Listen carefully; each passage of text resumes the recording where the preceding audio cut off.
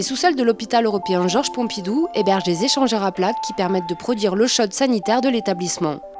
Pour éviter tout risque de légionellose, température et chloration de l'eau sont en permanence mesurés.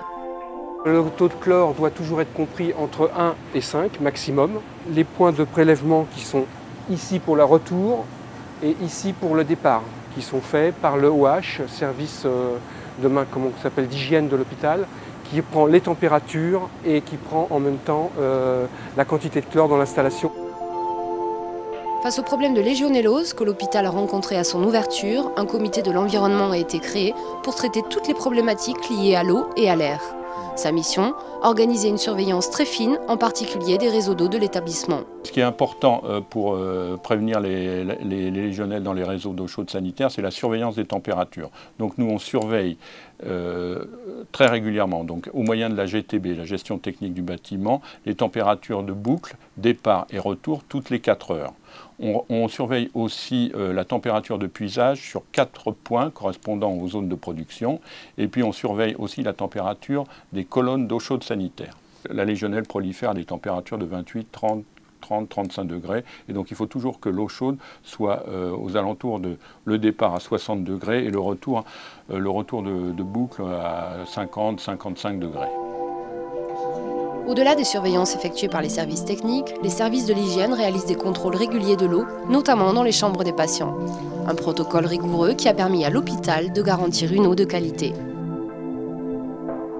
Actuellement, avec ce qui a été fait depuis l'ouverture, on a maintenant une bonne qualité d'eau avec des prélèvements de légionelles qui sont négatifs depuis maintenant plusieurs années. Avec un suivi assez important puisque ça représente tout de même plus d'une centaine de points par an qui sont surveillés. Autre levier pour lutter efficacement contre la légionellose, la robinetterie. Dans ses salles de bain, l'hôpital Charles Richer de Villiers-le-Bel vient de s'équiper d'un système plus performant.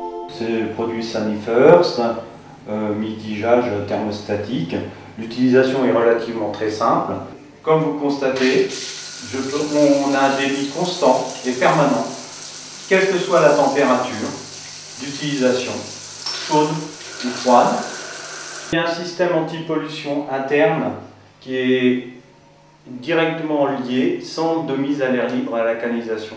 Donc les systèmes de poche d'air qui pouvaient être réalisés par le système ancien ne se produisent plus du fait qu'il n'y a plus de contact d'air avec le filtre. Autre atout de ce robinet, il est équipé d'un système anti-brûlure et permet la réalisation de chocs thermiques. À l'aide de la butée thermostatique ici, on peut la dévisser et à l'aide d'une clé Allen supprimer la butée afin de pouvoir réaliser un choc thermique au niveau du robinet pour éliminer la légionellose. Développé et commercialisé par Sanifirst, le mitigeur thermostatique Mastermix est breveté et validé par le CSTB. Il est à ce jour le seul produit permettant d'assurer à la fois une absolue sécurité anti-brûlure des patients et une parfaite sécurité des réseaux d'eau en supprimant la chambre de mélange sous pression ainsi que les clapets anti-retour. Il empêche en effet tout risque d'intercommunication entre l'eau chaude et l'eau froide, phénomène propice au développement de la légionelle. Des procédures de prévention et de surveillance qui permettent aux hôpitaux de la PHP de lutter efficacement contre la légionelle.